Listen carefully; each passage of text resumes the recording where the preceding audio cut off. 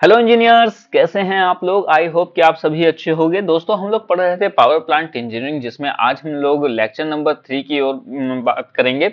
इस लेक्चर में हम लोग बात करेंगे स्ट्रीम पावर प्लांट के बारे में। लेक्चर नंबर 2 पे हमने जाना था कि जो जनरेटिंग स्टेशन क्या होते हैं और इनके कितने टाइप्स होते हैं। उसी टाइप्स में से सबसे पहला हमने टाइप पढ़ा था स्ट्रीम पावर स्टेशन, या फिर हम कह सकते हैं थर्मल स्टेशन। ठीक है, इसके बारे में आज की इस वीडियो में हम लोग बात करेंगे, जिसमें हम लोग कुछ छोटे छोटे से पॉइंट्स कवर करेंगे, जैसे कि इसकी बेसिक डेफिनेशन हो गई, या फिर इसका बेसिक वर्किंग हो गया, और इसके एडवांटेजेस एंड डिसएडवांटेजेस के बारे में। और बाकी जो भी इसकी डिटेल्ड इंफॉर्मेशन होगी वो आगे की फर्दर वीडियोस में हम लोग कवर करने वाले हैं। ठीक है, तो आज की इस वीडियो का यही हमारा एजेंडा है। तो चलिए वीडियो को स्टार्ट कर लेते हैं। लास्ट वीडियो सेशन में अगर कोई भी डाउट रहता है या फिर इस वीडियो का कोई भी डाउट रहता है तो आप मेरे से कमेंट करके डिस्कशन कर सकते हो। ठीक है, तो अभी हम लोग बात कर लेते हैं स्ट्रीम पावर स्टेशन की। पहले तो इसके बारे में हम ये आपको कंफर्म कर दें, जो स्ट्रीम पावर स्टेशन होते हैं इसको कई नामों से जाना जाता है। जैसे कि आपको कई बार देखने को मिल जाएगा स्ट्रीम पावर स्टेशन, कई बार देखने को मिल जाएगा stream power plant, thermal power station, या फिर थर्मल पावर प्लांट। अगर कुछ भी लिख करके आ रहा है तो आप इस स्टेशन से या फिर इस पावर प्लांट से ही रिलेट करोगे। ठीक है, तो अब ये स्ट्रीम पावर स्टेशन क्या होता है, इसकी डेफिनेशन के बारे में थोड़ा सा हम डिस्कशन करेंगे। ठीक है, डेफिनेशन के बारे में जानेंगे। वर्बली आपको बता देता हूँ स्ट्रीम पावर प्लांट क्या होता है। एक ऐसा पावर प्लांट होता है जो कि स्ट्रीम के रिफाइनरीज पे ये कह सकते हैं कि जो स्ट्रीम होती है हमारी भाप होती है। ठीक है, भाप के फंडामेंटल्स पे काम कर रहा होता है। अभी आपको पता है कि आप इलेक्ट्रिसिटी को कैसे बनाओगे। अगर मैं आपसे क्वेश्चन करूं कि अगर आपको इलेक्ट्रिसिटी बनानी है तो आप कैसे बनाओगे, आपको क्या करना पड़ेगा, आपको के जो अल्टरनेटर है उसको किसी प्राइम मूवर से रोटेट कराना पड़ेगा। अब जो ये प्राइम मूवर रोटेट कर रहा है ना, वो किस कॉज से रोटेट कर रहा है, किस वजह से रोटेट कर रहा है, वही वजह है स्ट्रीम। ठीक है, तो इस वजह से इस पावर प्लांट का क्या नाम रख दिया गया है, स्ट्रीम पावर प्लांट।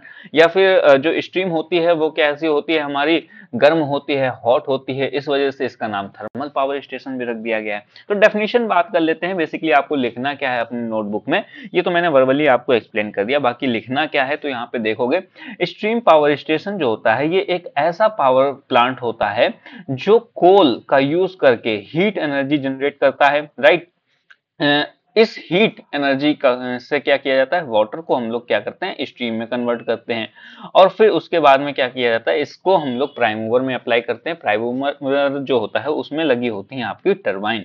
ठीक है, और फिर क्या होता है, वो टरबाइन को घुमाकर इलेक्ट्रिसिटी को प्रोड्यूस किया जाता है। ठीक है, तो ये हमारा बेसिक इसका डेफिनेशन है। आई होप कि आपको समझ में आ गया है। फिर भी कोई डाउट है तो आप मेरे से कमेंट कर सकते हो बेहिचक, मैं आपको सारी चीजें एक्सप्लेन करूंगा। तो ये हमारा जो स्ट्रीम पावर स्टेशन होती है ये इसकी एक छोटी सी डेफिनेशन है। अभी हम लोग बात कर लेते हैं इसके बेसिक वर्किंग के बारे में कि इसमें ये काम कैसे करता है। देखो, बेसिक वर्किंग के बारे में अगर आपको समझना है तो इसका मैंने एक छोटा सा यहाँ पे एक डायग्राम शो किया है, इसको मैं एक्सप्लेन करूंगा, बट इस डायग्राम को समझने से पहले हम यहाँ पे कुछ रिटन फॉर्मेट में चीजें हैं उसको समझ लेते हैं। ठीक है, अभी यहाँ पे अगर आप डेफिनेशन को पढ़ोगे, ठीक है, तो डेफिनेशन में ही इसकी वर्किंग छुपी हुई है। कैसे, जरा पढ़ के देखना एक बार। जो स्ट्रीम पावर स्टेशन होता है उसमें क्या किया जाता है कि कोल, यहाँ पे आप देखोगे ये जो कोल शब्द है, कोल का यूज करके हीट जनरेट करते हैं। ठीक, कोल का यूज किया हीट जनरेट करने के लिए। अब इस जो हीट है, ये जो हीट है, इससे क्या करेंगे हम लोग, वाटर को गर्म करेंगे, वाटर को क्या करेंगे, वाटर को स्ट्रीम में कन्वर्ट करेंगे। अब ये जो स्ट्रीम बन गई है ना, इससे क्या करेंगे हम लोग, टरबाइन को घुमाएंगे। अब जब टरबाइन घूम रही है तो उससे क्या होगा, जब प्राइम मूवर हमारा घूमने लग गया तो फिर उससे क्या होगा, अल्टरनेटर भी घूमेगा और इलेक्ट्रिसिटी हमारी प्रोड्यूस होगी। ठीक, तो ये आपका यहाँ पे डेफिनेशन से ही इसका वर्किंग भी समझ में आ गया। क्या है वर्किंग, देखो पहला स्टेप है कि फ्यूल कंबस्टेशन होगा। फ्यूल कंबस्टेशन का मतलब क्या है कि पहले हम क्या करेंगे भैया, कोयले को जलाएंगे। ठीक है, तो यहाँ पे देखो क्या लिखा हुआ है कि कोल या और जो इसके फ्यूल्स होते हैं उसको हम लोग क्या करते हैं, बॉयलर में जलाकर हीट एनर्जी जनरेट करते हैं। ठीक, फिर सेकेंडली हमारा क्या लिखा हुआ है कि स्ट्रीम फॉर्मेशन। देखो मैंने यहाँ पे भी बात किया था कि पहले क्या करेंगे, कोल को जलाएंगे, फिर क्या होगा, हमारा जो एनर्जी जनरेट होगी उससे क्या बनाएंगे हम लोग, वाटर से स्ट्रीम बनाएंगे। तो यहाँ पे भी देखो यही चीज लिखा है, स्ट्रीम फॉर्मेशन। अब जब कोयला हमने जला दिया, फ्यूल कंबस्टेशन कर दिया, तो क्या बना हमारा, स्ट्रीम का जनरेशन करेंगे। स्ट्रीम जनरेट कैसे करेंगे भैया, स्ट्रीम भाप कैसे बनती है, भाप कैसे बनती है बताओ, भाप बनती है वाटर से। तो वाटर को क्या करेंगे हम लोग, हाई प्रेशर में हम लोग गर्म करेंगे। ठीक है, फिर जब हमारे वाटर गर्म हो गया, स्ट्रीम बन गया है, तो अब हम लोग उस भाप को क्या करेंगे, उस स्ट्रीम को क्या करेंगे, प्राइम मूवर पे ले जाएंगे। प्राइम मूवर बोले तो टरबाइन को हम लोग क्या करेंगे, रोटेट कराएंगे। ठीक है, सभी चीजें यहाँ पे लिखी हुई हैं। ठीक, अपने नोटबुक में भी एज इट इज लिख लेना, अपना हिंदी में लिख सकते हो, यहाँ पे मैंने इंग्लिश लैंग्वेज का यूज किया हुआ है। ठीक, इंग्लिश मत समझ लेना, ये इंग्लिश नहीं लिखी हुई है, ये इंग्लिश लैंग्वेज लिखी हुई है। तो जो थर्ड पॉइंट है वो क्या होगा, हमारा टरबाइन रोटेट करेगा। अब टरबाइन रोटेट का मतलब क्या है कि स्ट्रीम से क्या होती है, टरबाइन की ब्लेड्स को रोटेट कराया जाता है। इससे क्या होता है, मैकेनिकल एनर्जी प्रोड्यूस होती है। मैंने पिछली वीडियो में भी आपको ये दिखाया था कि जो एनर्जी फ्लो डायग्राम होता है इसका, ठीक है, स्ट्रीम पावर स्टेशन का, पहले क्या होता है कि जो हमारी ये कह सकते हैं हीट एनर्जी होती है, हीट एनर्जी को हम लोग कन्वर्ट करते हैं मैकेनिकल एनर्जी में, फिर हम लोग क्या करते हैं, उसको इलेक्ट्रिकल एनर्जी में कन्वर्ट करते हैं। तो यहाँ पे आप देखोगे कि जो टरबाइन रोटेशन है, टरबाइन रोटेशन से क्या हुआ, ब्लेड को हमने रोटेट करा। अब ब्लेड जब रोटेट होने लग गए तो क्या बन गया, हमारा मैकेनिकल एनर्जी बन गया। लो जी भैया, अब मैकेनिकल एनर्जी बन गया तो अब क्या बनेगा, इलेक्ट्रिकल एनर्जी में कन्वर्ट होगा, इलेक्ट्रिसिटी जनरेट होगी। तो यहाँ पे आप देखोगे टरबाइन को जनरेटर से कनेक्ट किया जाता है, और फिर जो ये मैकेनिकल एनर्जी होती है, फिर उसको हम लोग क्या कर देते हैं, इलेक्ट्रिकल एनर्जी में बदल देते हैं। अब वो यहाँ पे आप समझो, जो आपने स्ट्रीम का फॉर्मेशन यहाँ पे सेकंड स्टेप में किया था, अब ऐसा तो नहीं है कि वो स्ट्रीम को हम लोग वातावरण में छोड़ देंगे, मतलब कि एटमॉस्फेयर में हम लोग छोड़ देंगे, ऐसा कुछ नहीं करने वाले। अब इसी स्ट्रीम को हम लोग क्या करेंगे, अगेन से हम लोग इसे कंडेंस करेंगे। ठीक है, कंडेंस का मतलब क्या होता है, इसको हम लोग ठंडा करेंगे, और ठंडा करने के बाद जो स्ट्रीम थी वो हमारी अगेन वाटर में बन जाएगी, और फिर से इस वाटर को हम लोग गर्म करेंगे, और फिर से ये हमारी साइकिल रिपीट होने वाली। इस तरीके से ये क्या होगी, ये साइकिल हमारी रिपीट होगी। ठीक है, तो आई होप कि जो बेसिक इसका वर्किंग कंस्ट्रक्शन है वो आपको समझ में आ गया होगा। मैं इसको एक बार अपने डायग्राम से भी दिखा देता हूँ। देखो यहाँ पे क्या है, ये हमारा बॉयलर है। ठीक, इसका मैं कलर चेंज कर देता हूँ, एक बार कोशिश करता हूँ कि ये थोड़ा सा विजिबल कलर आ जाए। यहाँ पे देखोगे तो ये जो है, ये क्या है, हमारा बॉयलर है, राइट। और यहाँ से आप देखोगे क्या हो रहा है, कोल आ रहा है, कोल स्टोरेज टैंक है। यहाँ पे ये देखोगे कोल स्टोरेज टैंक लिखा हुआ है। तो ये जो कोल है ये कहाँ पे आया, बॉयलर पे आया। बॉयलर का मतलब क्या होता है कि यहाँ पे इस कोल को क्या करेंगे, हम लोग आग लगाएंगे, कंबस्टेशन करेंगे इस कोल में। अब जब आग लग गई तो ये जो आग होगी, यहाँ पे आप देखोगे ये जो आपको ये नली सी दिख रही घूमती हुई टेढ़ी मेढ़ी सी, इसमें भरा हुआ है हमारा पानी। अब यहाँ पे लगी है आग और ऊपर भरा है पानी, बोलो क्या बनेगा, स्ट्रीम बनेगी, भाप बनेगी। अब जब भाप बन गई तो ठीक है, अब ये जो भाप बन गई तो ये क्या है, पाइप से ऐसे ऐसे करके यहाँ पे जा रही है। देखोगे यहाँ पर से ऐसे करके जा रही है, और जाकर के कहाँ मिल गई, जाकर के मिल गई हमारे प्राइम मूवर पे, मतलब कि यहाँ पे टरबाइन पे जाकर के यहाँ पे मिल गई। ये क्या है, हमारी टरबाइन है। ठीक है, अब जी ये जो टरबाइन है ये कनेक्ट है हमारी किससे, जनरेटर से। यहाँ पे देखोगे जनरेटर से कनेक्ट है। यहाँ पे ये देखो स्ट्रीम टरबाइन लिखा हुआ है। ठीक है, ये जो जनरेटर से हमारी ये कनेक्ट हो गए। अब ये जो स्ट्रीम आई थी, इसने क्या किया, इस टरबाइन को घुमाया। टरबाइन ने किसको घुमाया, जनरेटर को घुमाया। अब स्ट्रीम का काम खत्म हो गया। अब स्ट्रीम आ गई हमारी यहाँ पे कंडेंसर में। अगेन कंडेंसर ने क्या किया, यहाँ पे देखोगे एरो बना हुआ है।